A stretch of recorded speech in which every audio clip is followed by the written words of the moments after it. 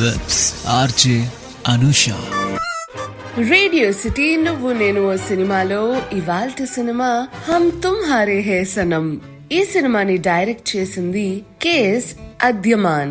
ఈ సినిమాలో Salman Khan, Shahrukh Khan, Madhuri Dixit lead roles play చేయడం జరిగింది. 24th May 2002 లో రిలీజ్ అయిన ఈ సినిమా సెన్సేషన్ గా నిలిచింది అనడంలో సందేహమే లేదు. యాక్చువల్లీ ఇది ఒక ప్రొడక్షన్ ఇష్యూస్ వల్ల 6 నెలలు డీలే చేయడం జరిగింది. అండ్ ఆల్సో ఇదొక తమిళ్ ఫిల్మ్ రీమేక్ అన్నమాట.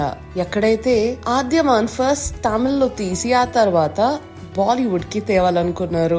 ఈ సినిమాలో మొత్తానికి చూసుకుంటే 11 పాటలున్నాయి. ఒకటి థీమ్ మ్యూజిక్ కింద తీసేసిన 10 పాటలున్నాయి. ఒక్కొక్క పాట ఒక్కొక్క ఆడిముత్య మండపంలో సందేహమే లేదు. అండ్ అందులో హమ్ తుమ్హారే హే సనం అనే టైటిల్ ట్రాక్ నాకైతే నచ్చుతుంది. అండ్ ఆల్సో దిల్ చోడ్ ఆయా నానా నానా నా అనే సాంగ్స్ కూడా భలే ఉంటాయి. చెప్పాలంటే అన్ని సాంగ్స్ ను వినాల్సిందే.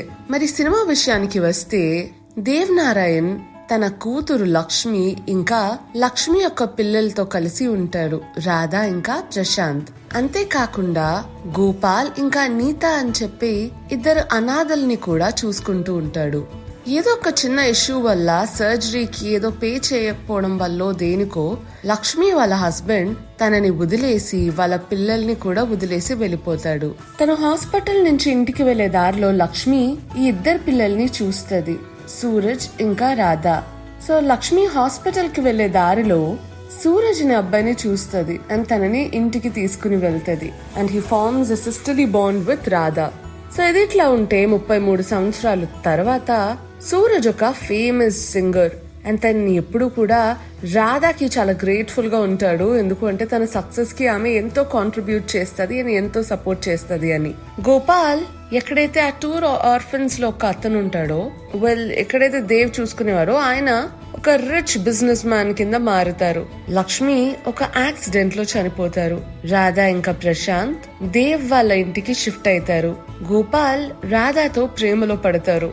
That resulting in Dev getting them married. అలా కొంతకాలం అయ్యాక గోపాల్ చూస్తూ ఉంటాడు Radha spending an immense amount of time and Suraj ని ప్రయారిటైజ్ చేయడం, తనకన్నా సూరజ్ కి ఎక్కువ వాల్యూ ఇవ్వడం. అండ్ హీ సస్పెక్ట్స్ మేబీ వాళ్ళిద్దరి మధ్య ఏమైనా అఫైర్ ఉందా అని చెప్పేసి.